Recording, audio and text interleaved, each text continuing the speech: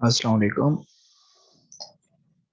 Previous lecture अगर आपको याद हो तो उसमें हमने जो है ना डिमांड और सप्लाई के बारे में जिक्र किया था, जिसके हमने ग्राफ्स वगैरह के ऊपर वर्कआउट किया था कि किस तरीके से जो है ना मार्केट डिमांड हम देखते हैं, एनालाइज करते हैं।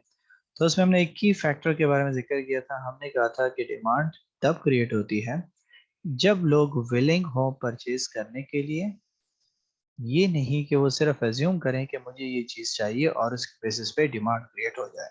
जब लोग विलिंग होंगे परचेजिंग करने के लिए, तो तब हमारे पास क्या होगा कि सिट्रस वेरिएबल्स हम लेंगे, कुछ चीज़ों को हम कांस्टेंट लेंगे और हम कहेंगे कि जब भी हमारे पास प्राइसेस इंक्रीज होंगी, हमारे पास मार्केट में डिमांड रिड्यूस हो जाएगी।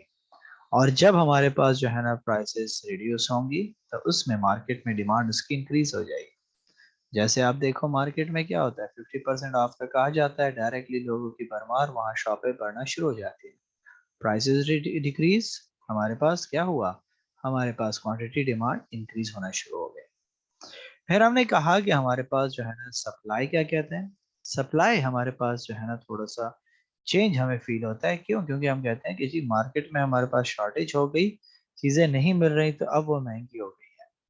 ठीक है, बल्कि रियलिटी में अगर हम देखें तो हमारे पास क्या होता है कि जब एक चीज की डिमांड बढ़ना शुरू हो जाती है और हमारे पास सरप्लस सामान मौजूद नहीं होता, तो उसकी वजह से तो डेफिसिट क्रिएट हो जाता है। अब वो डेफिसिट क्या कर देता है कि उस चीज को कंपेल करता है, उसकी प्राइसेस को इंक्रीज करता है। जैसे ही मार्केट में उसकी प्राइसेस इंक्रीज हो जाती है, सप्लायर को वहां पे मार्जिन नजर आना शुरू हो जाता है और वो उस गैप को फिल करने की कोशिश करते हैं। तो जिसकी वजह से हमारे पास क्या हो जाता है कि जैसे जैसे मार्केट में जो है ना चीजों की कीमतें बढ़ना शुरू हो जाती हैं, प्राइसेस इंक्रीज होना शुरू हो जाती हैं, सप्लाई हमारे पास इंक्रीज होना शुरू हो जाती है। जैसे मास्क की एग्जांपल थी कि जैसे जैसे मास्क का यूज इंक्रीज होता गया कोविड सिचुएशन में, वैसे वैसे हमारे पास क्या होता गया, हर बंदा जो है ना मास्क के बिजनेस में जाना शुरू हो गया। जिसकी वजह से मार्केट में लिमिटेड अमाउंट ऑफ मास्क थे, वो क्या हो गए, वो खत्म होना शुरू हो गए और प्राइसेस हमारे पास इंक्रीज होना शुरू हो गई।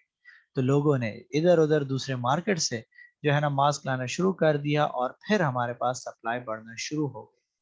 तो मास्क 10 रुपए या 5 रुपए का मास्क हमें 1000 पे मिलना शुरू हो गया। लेकिन वो एक टाइम तक चला, प्राइसेस जब हाई हो गई तो फिर हमने क्या कहा कि हमारे पास डिमांड रिड्यूस हो जाती है।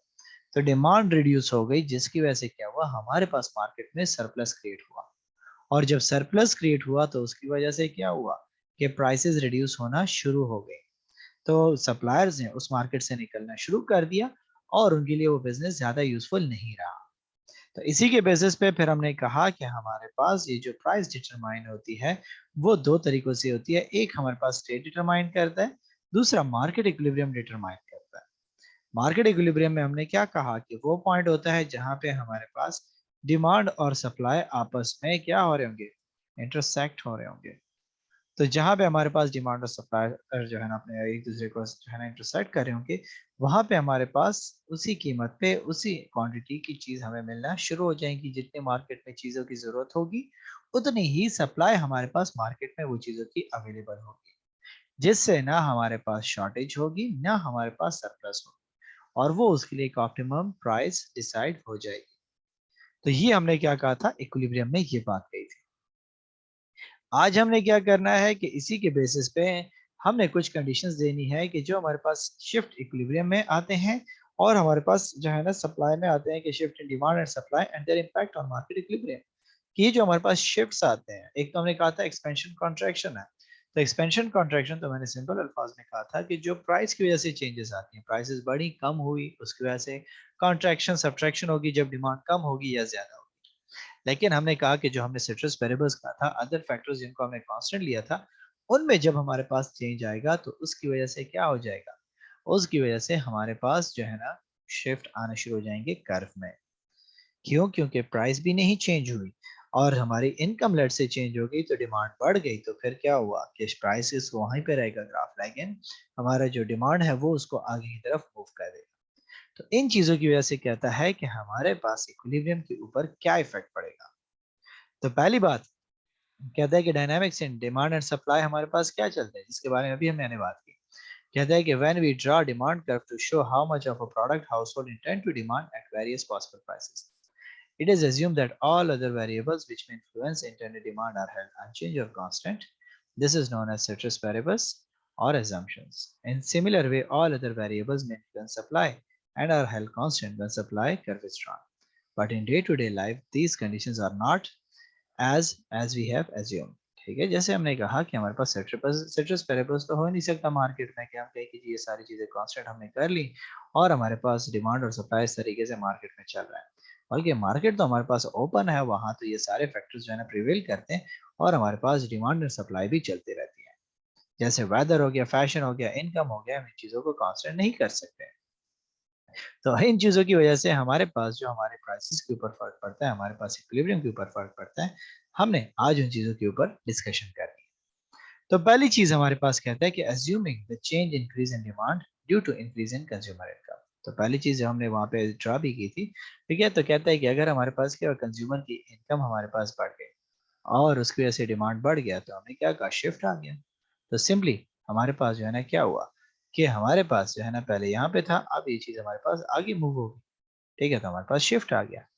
अब कहता है कि हमारे पास जो है ना, जो हम नॉर्मल डिमांड में कह देते हैं, यहाँ पे इन्होंने क्या किया हुआ है, कहता है कि हमारे पास for example if the income of consumer increases they start spending more on chicken. जैसे मैंने अभी ड्रा करके दिया कि वो ज्यादा से ज्यादा चिकन कंज्यूम करना शुरू हो गया।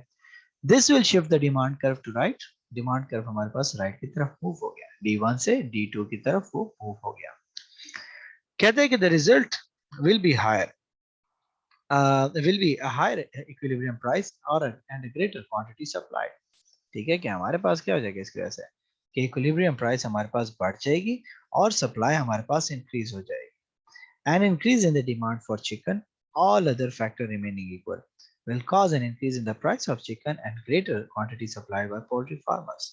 कि इसकी वजह से जब डिमांड बढ़ती है तो प्राइसेस इंक्रीज होंगे, तो डिमांड की वजह से जब प्राइस बढ़ी तो ऑटोमेटिकली जो सप्लायर्स होंगे वो भी सप्लाई इंक्रीज करना शुरू कर देंगे। तो कहते हैं कि जैसे इलस्ट्रेशन में कहता है कि in figure below it can be observe that due to increase in consumer income they spend more in chicken and demand curve will get shift outward from D1 to D2।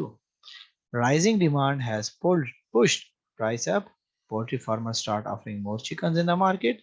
Eventually, new equilibrium established in the market।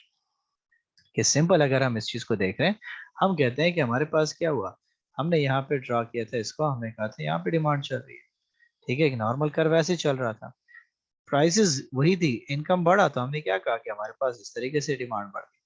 तो एक curve यहाँ पे था, अब हमारे पास क्या हुआ, outward आ गया। लेकिन जब हमने क्या कहा कि लोगों की इनकम बढ़ गई, तो इसकी वजह से क्या हो जाएगा, डिमांड बढ़ी। जब डिमांड बढ़ती है तो क्या होगा, प्राइसेस इंक्रीज हो जाएंगे। तो प्राइसेस इंक्रीज की वजह से क्या हुआ कि प्राइस हमारे पास यहाँ से निकल के अब जो है ना वो मूव हो गई इस पॉइंट पे। तो हमारे पास प्राइस भी इंक्रीज हो गई और हमारे पास उसकी डिमांड तो ऑलरेडी बढ़ चुकी थी। तो इस पॉइंट से अब डिमांड कहाँ पे चला गया, ऊपर की तरफ आ गया इस पॉइंट पे। तो ये हमारे पास एक न्यू पॉइंट उसके लिए डिसाइड हो गया, एक न्यू प्राइस डिसाइड हो गई कि जिसके ऊपर जो है ना हम क्या करेंगे, हमारे पास वो चिकन सेल आउट होना शुरू हो जाएंगे। सो सप्लाई हमारे पास जो है ना क्या होगी, अगर हम उसको देखें तो वो भी तो इंक्रीज हो गई है, देखें हमारे पास सप्लाई को, ठीक है, सप्लाई क्या हुआ कि वो भी हमारे पास जो है ना बढ़ गई है, हमारे पास जो है ना अपनी पोजीशन से चेंज हो गया। तो जहाँ पे हमारे पास सप्लाई बढ़ गई तो हमारे पास क्या हुआ, हमने कहा सिंपली, ठीक है, कि हमारे पास यहाँ पे देखें सप्लाई कर्व किस तरफ जा रहा है, इस तरफ जाना शुरू हो गया। वो पहले इस पॉइंट पे बैठा हुआ था, अब वो इस पॉइंट पे आना शुरू हो गया। तो जब इस किस्म की सिचुएशन होगी हमारे पास, तो क्या होगा कि हमें दो चीजें नजर आएंगी कि पहले हमारे पास क्या हुआ, डिमांड बढ़ी, डिमांड ने क्या कर दिया कि जो है ना कंजम्पशन लोगों की बढ़ाना शुरू कर दी, ठीक है, कि वो जो है ना इस पॉइंट से इसको इधर ले आई। लेकिन जैसी ही डिमांड बढ़ी तो उसकी वजह से क्या हुआ, सप्लायर जो है ना वो चीजें तो उस तरीके से प्रोवाइड नहीं कर पा रहे थे। क्यों नहीं कर पा रहे थे, क्योंकि सप्लाई यहाँ पे थी, डिमांड यहाँ पे आ गई है, तो अब तो हमारे पास डेफिसिट आना शुरू हो गया। ये देखें ना, दरमियान में हमारे पास क्या है, डेफिसिट की सिचुएशन आ रही है। तो इस डेफिसिट को फुलफिल करने के लिए सप्लायर ने क्या करना शुरू कर दिया, धड़ाधड़ प्रोडक्शन इंक्रीज कर। और जब इन्होंने प्रोडक्शन इंक्रीज कर दी तो फिर हमारे पास वो जो मार्केट में गैप चल रहा था वो फुलफिल हो गया और वो यहाँ पे लाई करना शुरू हो गया। तो इस वजह से हमारे पास क्या हुआ कि न्यू प्राइस हमारे पास आ गई, जो क्या होगी मार्केट में उस चिकन की एग्जिस्टिंग प्राइस से ज्यादा होगी। ठीक हो गया। तो ये हमारे पास जो है ना पहली कंडीशन के बारे में जिक्र कर रहा है। सेकंड कहता है कि assuming decrease in demand for room coolers due to change in weather condition। अब हमारे पास डिमांड कम हो गई। क्यों कम होगी जी? मौसम चेंज हो गया, सर्दियां आ रही हैं। जब सर्दियां आ गई हैं तो अब तो कूलर कोई इस्तेमाल नहीं करता, तो क्या हो जाएगा? शिफ्ट इनवर्ड की तरफ आ जाएगा। सो कहता है कि if weather changes from summer to winter, this will shift the demand curve for room coolers to left। ठीक है, लेफ्ट मींस इनवर्ड की तरफ आ जाएगा। The result will be lower equilibrium price। Prices reduce हो जाएंगी, क्योंकि जब हमारे पास जो है ना डिमांड ही खत्म हो गई है तो फिर तो प्राइसेस डाउन हो जाएंगी, सप्लाई ज्यादा हो जाएगी। एंड लेसर क्वांटिटी सप्लाई, और क्वांटिटी सप्लाई भी कम हो जाएगी, क्योंकि दुकानदारों का फायदा नहीं रहा कि वो इसको सेल आउट करें। सो कहता है कि decrease in demand for room coolers, all other factor remaining equal, will cause a decrease in the price of coolers and greater lesser supplied by the producers। इसलिए तो कहते हैं कि जी सर्दियों में क्या हो जाता है, एयर कंडीशन कूलर वगैरह सस्ते हो जाते हैं, उसमें परचेज करना चाहिए। क्यों परचेज करना चाहिए? क्योंकि अब वो उस सीजन की चीजें नहीं है, और वो उसको क्या करते हैं, सप्लायर भी रिड्यूस हो जाते हैं, तो वो जो इनके पास जो बचे कुछ होते हैं वो भी कोशिश करते हैं कि जैसे कैसे हो वो सेल आउट हो जाए। तो इसकी वजह से हमने क्या कहा, कहता है कि in figure it is clear that due to weather conditions consumer spend less on coolers and demand curve get shift inward from D1 to D2। Inward की तरफ आ गया कि नहीं आ गया? ठीक है, इस तरीके से यहाँ पे हमने कहा कि हमारे पास कूलर की डिमांड चल रही थी। अब क्या हुआ, डिमांड हमारे पास कम हो गई है। ठीक है, और कोई फैक्टर हमारे पास चेंज है, प्राइस हुई थी, डिमांड कम हो गई, तो ये यहाँ पे आ गया, हमारे पास डिमांड कम हो गई, तो अब कर्व कहाँ पे आ गया? इस तरफ आ गया। तो इन दोनों के दरमियान गैप आ गया, और ये हमारे पास शिफ्ट जो है ना इनवर्ड की तरफ आना शुरू हो गया, क्वांटिटी डिमांड कम हो गई। तो हमने क्या कहा, क्योंकि हम तो इक्विलिब्रियम पे देख रहे हैं, तो वन साइडेड तो नहीं देख रहे, तो इसीलिए हमारे पास प्राइस के ऊपर भी इफेक्ट हमें नजर आएगा। तो इस वजह से क्या हुआ कि एक तो हमारे पास जो है ना डिमांड कम हो गई, ठीक है, और फिर ये देखें सप्लाई यहाँ पे थी, अब वो हमारे पास क्या हो गया, क्योंकि उनके लिए फायदा नहीं है, सीजन चेंज हो गया, तो वो क्यों इसको सर्व करे, तो सप्लायर ने भी अपने सप्लाई कम कर दी, और उसकी वजह से क्या हो जाएगा कि जो हमारे पास लेट से P1 था स्टार्ट प्राइस, अब P2 पे आ जाएगा जो उससे कम प्राइस होगी। तो हमें वो चीजें इसलिए सस्ती मिलना शुरू हो जाती हैं। क्यों? क्योंकि हमारे पास एक तो सप्लाई उसकी जो है ना वो क्या हो जाती है, जो चीजें मौजूद हैं वही पड़ी रहती हैं, और उनकी प्रोडक्शन खत्म कर देते हैं, वो प्रोड्यूस ही नहीं करते, क्योंकि उनको पता है कोई नहीं खरीदने वाला। और दूसरा डिमांड भी खत्म हो जाती है। तो जब डिमांड कम हो गई तो उसकी वजह से क्या हो जाएगा, हमारे पास प्राइसेस हमारे पास कम होना शुरू हो जाएंगे, और सप्लायर के लिए जब वो चीज यूजफुल नहीं होगी तो वो क्या कर देंगे, वो स्विच होना शुरू हो जाएंगे। वो कहेंगे कि अब हमें सीजन में ये चीजें अब जो है ना फर्दर नहीं बनानी, क्योंकि खरीदने वाला कोई मौजूद नहीं है। तो ये हमारे पास क्या हुआ, दूसरा फैक्टर जो हमने सिट्रस पेरेबल्स लिया था उसका इफेक्ट हमने कंसिडर किया। अब हमारे पास कहता है कि हम सप्लाई की तरफ आ जाए। कहता है कि assuming an increase in supply, an increase in supply will shift the supply curve to the right, and the result will be lower equilibrium price and a greater quantity demand। For example, an increase of supply of mobile phones due to new factory within the region, all other factors remaining equal, will cause a decrease in the price of phones and greater quantity of phones demand। ठीक है, कि आपके पास जब हम supply को अब देखें तो सप्लाई के क्या इफेक्ट नजर आएगा, तो सप्लाई कर्व हमारे पास वो भी तो शिफ्ट इनवर्ड आउटवर्ड होता है। ठीक है, अदर फैक्टर की वजह से हमने कहा कि टेक्नोलॉजी न्यू आ जाती है, तो आपकी जो है ना प्रोडक्शन बढ़ जाती है, टैक्सेस कम हो जाते हैं आपके ऊपर, तो आपके लिए प्रॉफिट मार्जिन ज्यादा हो गया, तो आप ज्यादा से ज्यादा सप्लाई करना शुरू कर देते हो। तो यहाँ पे क्या कहता है कि हमारे पास क्या हुआ कि इंक्रीज हुआ सप्लाई ऑफ मोबाइल फोन, हमारे पास इंक्रीज होगी क्योंकि एक नई फैक्ट्री आ गई है। अब उसकी वजह से क्या हुआ कि जब आपके पास न्यू फैक्ट्री आ गई है तो बाकी फैक्टर्स को अगर हम कांस्टेंटली और सिर्फ हम जो है ना यहाँ पे सप्लाई का जिक्र करें, तो इसकी वजह से क्या होगा, जब सप्लाई बढ़ जाएगी तो प्राइसेस हमारे पास जो है ना फोनों की कम हो जाएंगी। क्यों? क्योंकि हमारे पास ज्यादा मिकदार में मौजूद है, तो हमारे पास शॉर्टेज तो है नहीं, हमारे पास तो सरप्लस की तरफ जा रही है सिचुएशन। तो इस वजह से क्या हो जाएगा, क्वांटिटी डिमांड फोन की बढ़ना शुरू हो जाएगी। तो कहते हैं कि in the figure it is clear that due to good harvest the supply of phone increase in the market, supply बढ़ गई क्योंकि नई इंडस्ट्री भी आ गई, ऑलरेडी 10-12 कंपनियां थी, अब एक और आ गई। तो कहते हैं कि which will put down pressure on the market of phones, तो जिसकी वजह से मार्केट के ऊपर प्रेशर आना शुरू होगी कि उनकी प्राइसेस रिड्यूस हो जाए। Decreasing price will attract the buyers and quantity demand increase in market, a new equilibrium price established in the market। कि अब क्या हो जाएगा कि एक न्यू इक्विलिब्रियम पॉइंट हमारे पास डिसाइड हो जाएगा। क्यों? क्योंकि उसकी जो है सप्लाई बढ़ गई और उसके जो है ना डिमांड उसकी वजह से क्या हो गया कि हमारे पास ज्यादा हो गई, क्योंकि सस्ती चीज मिल रही है, अब सस्ते हो गए हैं तो हर बंदा उसको अफोर्ड कर सकता है, तो उस हर बंदा को खरीदने की कोशिश कर रहा है। तो इसीलिए हम देखें तो हमारे पास क्या हुआ कि जब सप्लाई हमारे पास S1 पे मौजूद थी तो हमारे पास इस प्राइस पे यहाँ पे सप्लाई मौजूद थी, इक्विलिब्रियम पॉइंट हमारे पास ये प्राइस बता रहा था। लेकिन जब हमारे पास क्या एक नई फैक्ट्री आ गई तो सप्लाई हमारे पास इंक्रीज हो गई, यहाँ पे आ गई। जब सप्लाई आपके पास बढ़ गई तो उसकी वजह से क्या हुआ, डिमांड के ऊपर भी फर्क पड़ा, वो भी इंक्रीज हो गया। तो जब डिमांड के ऊपर फर्क पड़ा तो हमारे पास क्या हुआ, शिफ्ट हमारे पास जो है ना आउटवर्ड की तरफ जाना शुरू हो गया सप्लाई का। और हमारे पास न्यू इक्विलिब्रियम पॉइंट कहाँ पे आया, एक नई प्राइस पे आया जो उससे कम है। क्योंकि सप्लाई जब बढ़ जाएगी तो हमारे पास वो चीजें तो एक्सेस में होंगी। ठीक है, जब वो एक्सेस में आना शुरू हो जाएंगी तो फिर हम क्या कर सकते हैं, उसका बेनिफिट जो है ना हमें जो है ना एज ए कस्टमर ज्यादा मिलना शुरू हो जाता है। इसीलिए हमारे पास डिमांड भी बढ़ गई और प्राइस को भी देखें, पहले यहाँ पे था अब यहाँ पे रिड्यूस प्राइस उनको मिलना शुरू हो गई। तो इसीलिए अगर हम देखें तो क्या होता है कि पहले मोबाइल फोन हमारे पास सिर्फ नोकिया के 3310 और वो चलते थे, उनकी प्राइसेस 5000 6000 थी। लेकिन जैसे ही मार्केट में सैमसंग और उनके रिप्लेसमेंट आना शुरू हो गए, नए मोबाइल फोन आना शुरू हो गए, उनकी प्राइसेस रिड्यूस होती गई और मार्केट में आपके पास नए जो है ना आपके पास सब्सिट्यूट आना शुरू हो गए। तो इसकी वजह से हमारे पास जब सप्लाई हमारे पास इंक्रीज हो जाती है तो उसका इफेक्ट क्या हुआ, हमारे पास सप्लाई करने शिफ्ट आउटवर्ड बनना शुरू हो जाता है। और उसके अपोजिट सिचुएशन में क्या कहता है कि डिक्रीज इन सप्लाई अगर हमारे पास हो जाती है तो क्या होगा, तो हमारे पास शिफ्ट क्या हो जाएगा, वो इनवर्ड की तरफ हो जाएगा। क्यों? कहता है कि the result will be higher equilibrium price and lesser quantity demand. For example, in decrease in the supply of cars due to higher input prices will cause a shortage in the market and push the prices up and lesser quantity demand.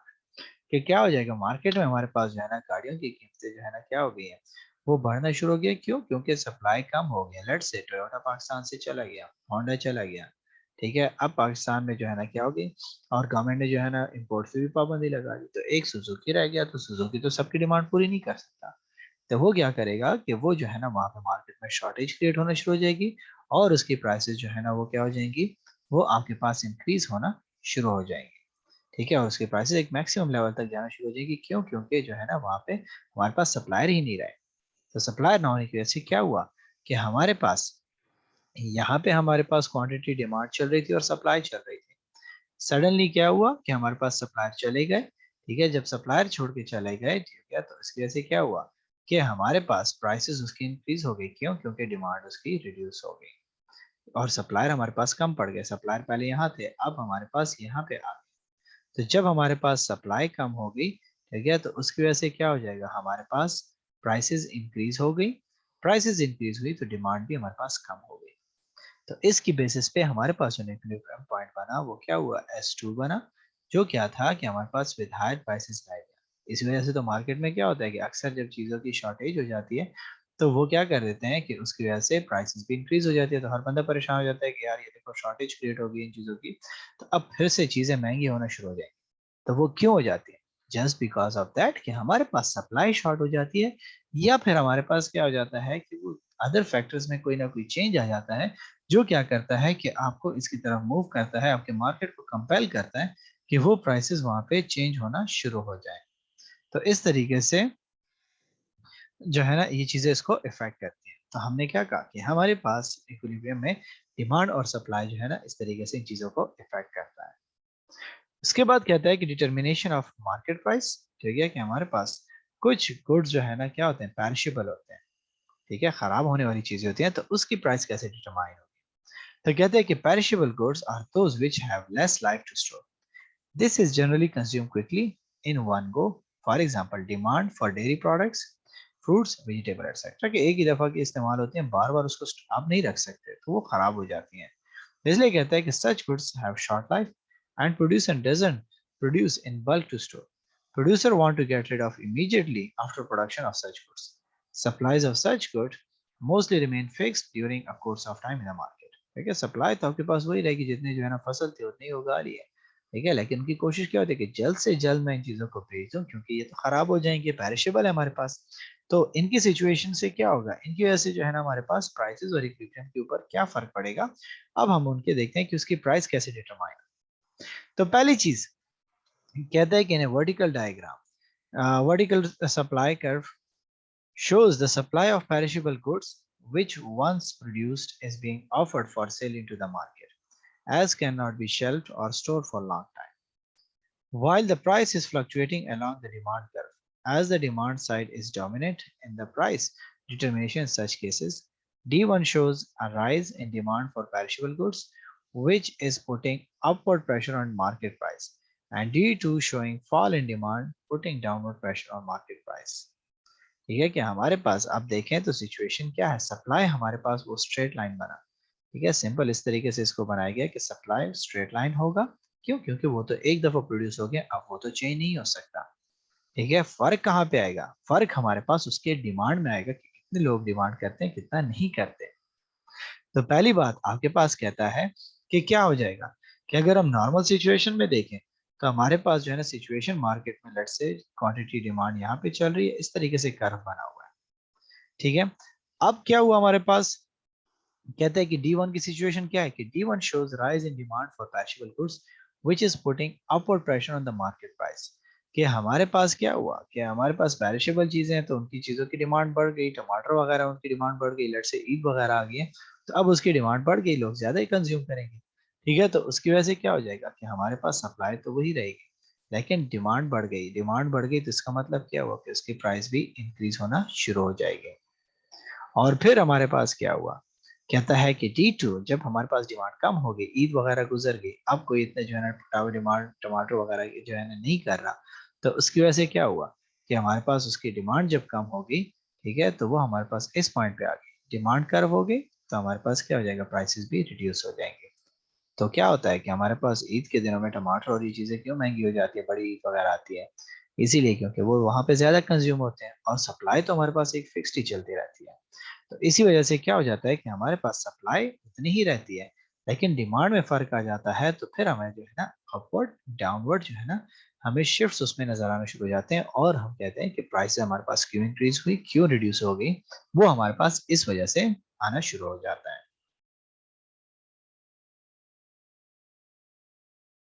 ठीक है, सो I think last इस चीज को हम cover कर लेते हैं, ठीक है, कि हमारे पास जो है ना market price for durable goods, कि हमारे पास जो लॉन्ग लास्टिंग गुड्स होते हैं जिनकी लाइफ टाइम ज्यादा होती है, उनकी प्राइसिंग किस तरीके से हमें इफेक्ट करती है।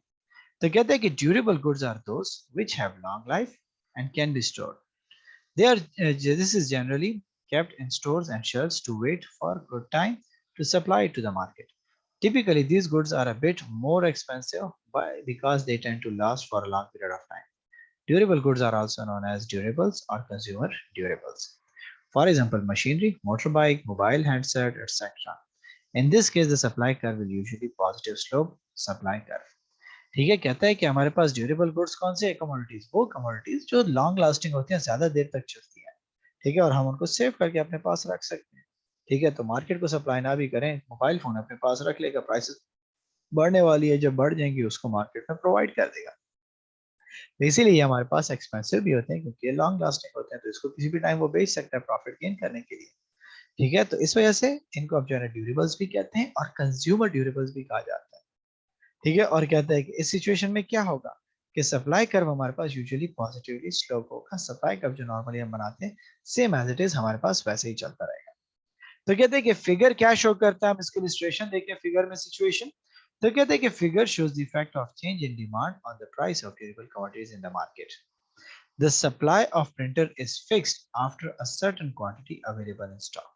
कि इनिशियली हमारे पास जो है ना क्या है कि एक सर्टेन अमाउंट ऑफ स्टॉक जो है ना प्रिंटर्स की मौजूद है मार्केट में हमारे पास, although it can be increased initially by taking more from the store. Up to that limit, the supply curve will be positively sloped upward. But once the stock will be exhausted, it will become vertical. After this, the limit of rising demand will put drastic pressure on the price of printers. कि जब हमारे पास एक अच्छी खासी amount हमारे पास मौजूद थी तो क्या होगा, वहां पे हमारे पास जो है ना सप्लाई इस तरीके से नॉर्मल चलती रहेगी। लेकिन क्या हुआ कि जो हमारे पास एक्स्ट्रा अमाउंट ऑफ जो है ना प्रिंटर्स वगैरह थे वो खत्म हो जाएंगे, तो फिर तो हमारे पास स्टॉक कम होना शुरू हो जाएगा। जब स्टॉक कम होना शुरू हो जाएगा तो प्राइसेस हमारे पास क्या हो जाएंगी, वो इंक्रीज होना शुरू हो जाएंगी, वो वर्टिकली मूव होना शुरू हो जाएंगे। ठीक है, क्यों? क्योंकि जो है ना अब उनके लिए वो फ़ायदा नहीं रहा। वो जो है ना आपको लो प्राइस पे चीज़ नहीं दे सकते क्योंकि उनके पास है ही लिमिटेड सप्लाई। तो जब सप्लाई लिमिटेड होना शुरू हो जाएगा तब वो क्या कर लेंगे प्राइसेज़ को इंक्रीज़ करना शुरू कर देंगे। तो इस वजह से अगर हम देखें तो क्या था सप्लाई अगर हमारे पास P1 पे हम देखें तो हमारे पास ठीक थी सिचुएशन। ठीक है, लेकिन जैसे-जैसे हमारे पास क्या हुआ वो सिचुएशन जो है ना आना शुरू हो गई आपकी तरफ, ठीक है, हमारे पास जो है ना उसकी डिमांड बढ़ना शुरू हो गई। तो डिमांड की वजह से क्या हुआ लोगों ने जो है ना उसकी जो है ना डिमांड ज़्यादा कर दी, ज़्यादा कंज़्यूम करना शुरू कर दिया तो उसकी प्राइसेज़ अप होना शुरू हो गई। और जब वो फर्दर उसकी डिमांड बढ़ी तो प्राइसेज़ मज़ीद बढ़ना शुरू हो गए और वो P2 पे आ गए। तो अगर हमारे पास सिचुएशन इसके अपोजिट हो जाती है, ठीक है, कि हमारे पास क्या हुआ कि अमाउंट ऑफ एक्स्ट्रा प्रिंटर्स मौजूद थे, लोग उसको परचेज़ नहीं कर रहे हैं, तो डिमांड हमारे पास जैसे रिड्यूस हुई तो हमारे पास सप्लाई भी रिड्यूस हो जाएगी। तो वो जो अपवर्ड स्ट्रेट लाइन बना था, अब क्या हुआ डाउनवर्ड हमारे पास क्या हो गया, वो वर्टिकल होना शुरू हो गया। तो डिमांड के साथ-साथ हमारे पास सप्लाई तो चेंज होती रहती है, वो तो वैरी करती रहती है। तो उसके साथ-साथ हम देखते हैं कि हमारे पास डिमांड और सप्लाई कर्व में किस किस्म के मूवमेंट्स आते हैं, शिफ्ट्स आते हैं, हम उन चीज़ों को एनालाइज़ करते हैं, जब हमारे पास ड्यूरेबल गुड्स होंगे। तो ड्यूरेबल गुड्स के लिए हमेशा हमारे पास जो है ना इस तरह की सिचुएशन चलेगी कि जहाँ पे हमारे पास जो है ना क्या होगा एक्स्ट्रा अमाउंट ऑफ गुड्स होंगे, ठीक है, वहाँ पे हमारे पास जो है ना कर्व क्या होगा वो बनता जाएगा, लेकिन जैसे ही हमारे पास वो शॉर्टेज की सिचुएशन में जाना शुरू हो जाएगी, एग्जॉस्ट होना शुरू हो जाएगा, तो उसकी डिमांड हमारे पास क्या कर देगी, उसके जो है ना प्राइसेस के ऊपर जो है ना प्रेशर पुट करना शुरू कर देगी और वो स्ट्रेट लाइन में कन्वर्ट होना शुरू हो जाएगी। ठीक है, सो ये आज का हमारा टॉपिक था जिसमें हमने इक्विलिब्रियम को देखा। इक्विलिब्रियम की हमने डिफरेंट किस्म की जो है ना क्या की सिचुएशंस को देखा कि किस तरीके से हमें कौन सी चीजें इफेक्ट करती हैं, कौन सी चीजें हमें इफेक्ट नहीं करती। तो हमने डिमांड सप्लाई को भी देखा और इसके अलावा हमने देखा कि हमारे पास जो गुड्स हैं पेरिशेबल और ड्यूरेबल गुड्स हैं वो किस तरीके से हमारे पास प्राइस को इफेक्ट करते हैं। सो यहाँ तक अगर आपका कोई क्वेश्चन है तो पूछ सकते हैं।